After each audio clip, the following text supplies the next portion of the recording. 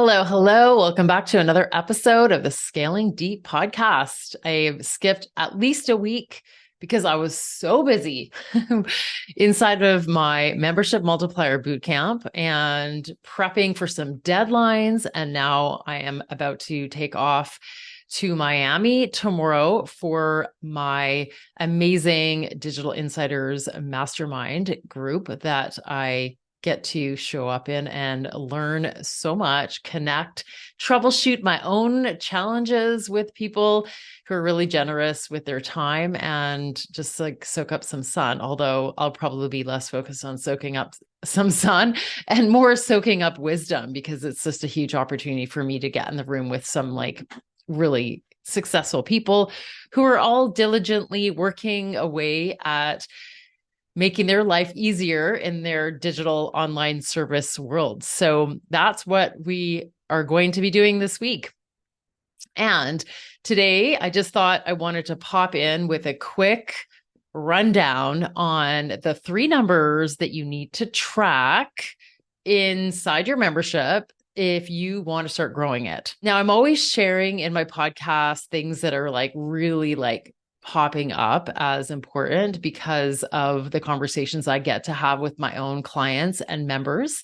And the numbers thing has popped up recently quite a bit as I recognize that tracking is so important and not to the point where we're kind of getting lost in them, but just to shed some light on what's going on in our membership, because we might have the wrong story and numbers tell a great story. So I know I've talked about this in the past, but I'm just going to share my, recap of the three that I think are valuable and why. Number one, you've got to know how many people buy who land on your sales page. You need to know that percentage in your membership, especially for people who are driving like cold traffic to their sales page for their program and it's always open. Whatever your conversion number is, there is a really, really good indicator of whether or not your system is working, whether your positioning is working, and all these other things. Because having an always open membership can be great. People do it when it works. So you've got to be able to at least look at, out of every, say, 100 people who land on your sales page, how many of them buy? And that is like the most basic, the most simple thing to understand. You've got to know it, or else you can't make good decisions. If you know that you've got a higher percentage rate on that, you can drive more traffic to it. But if your percentage is fairly low, then it's probably a good idea to think about either adding, these are the options, some scarcity to it, perhaps a deadline, or a bonus if they hop in within a certain time frame.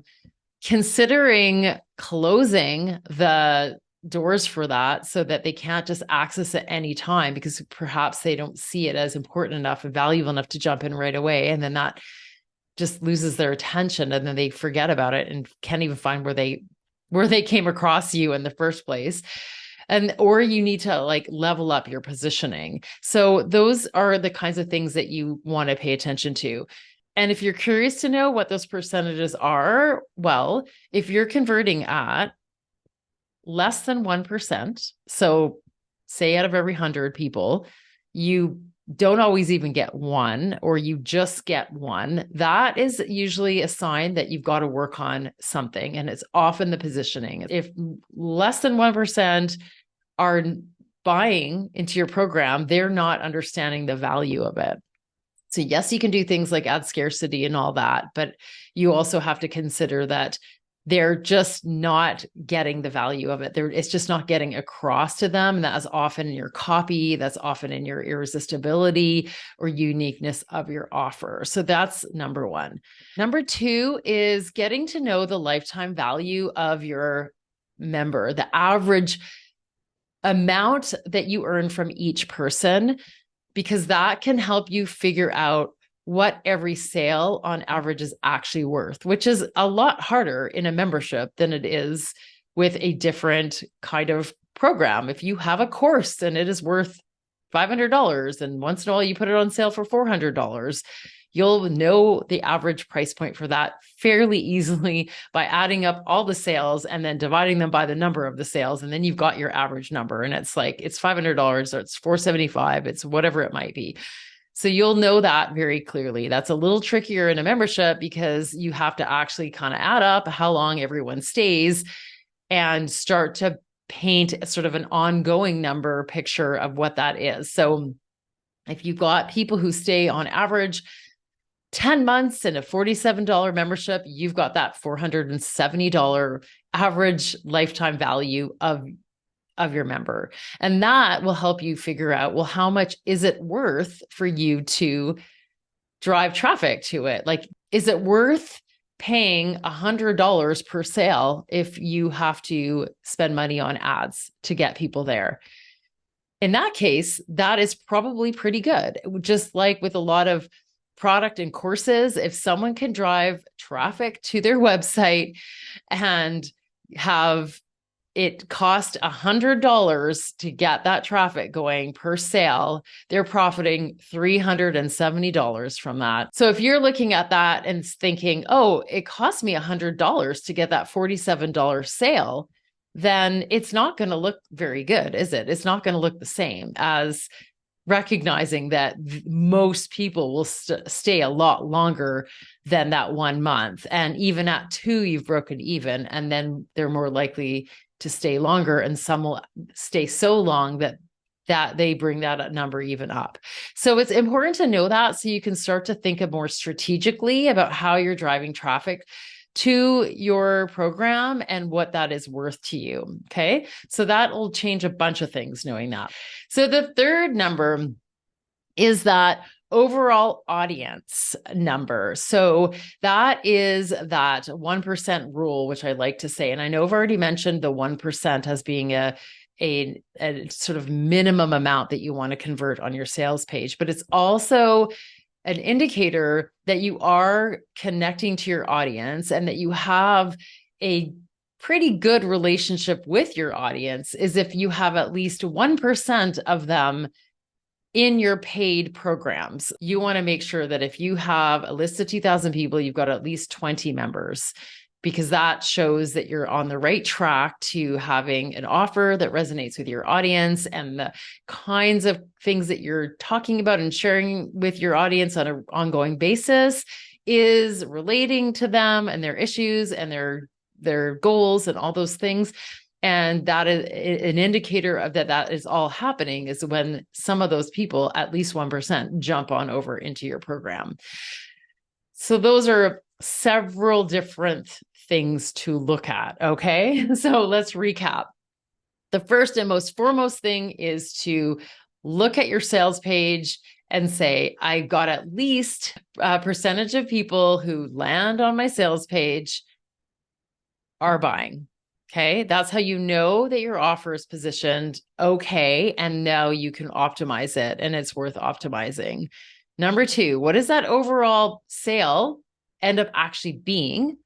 How long do people on average stay and what is that number? And then finally, do I have an appropriate amount of people who have joined my membership based on the number of people in my audience? And that is another way to look at, am I hitting the mark with the right program or the way of presenting my program so that they want to buy? And if it is hovering at 1, you might need to also just create a stronger connection to your audience along the way outside of those actual sales launch periods, because that can make a big difference to getting more people to actually buy and raise that from 1% even to 1.5 or 2 or 3. So 3 is you're getting really better numbers when you're getting closer to like 2 or 3, but 1 is okay. So these are things just to have a reflection on and start to track, because I know it's easier to just launch the next event and get excited about learning something that you're going to share with your audience than it is to track the numbers. But without tracking the numbers, you just burn out and you don't actually face some of the things that you need to improve upon to make this work for you, to make this whole scaling thing actually turn out to be what you wanted it to be in the first place, which is efficient, not very time consuming, flexible schedule, which you're not going to get if you're running around doing event after event, launch after launch, and all these new things all the time, and not just willing to improve what's sitting right in front of you, which is those gaps that you won't even know that they exist until you actually start to look at those numbers. All right. So that is all I've got for you for now. Stay tuned for more exciting things going on as I'm starting to get into planning mode for 2024. I've just started to think about what my goals are for the year.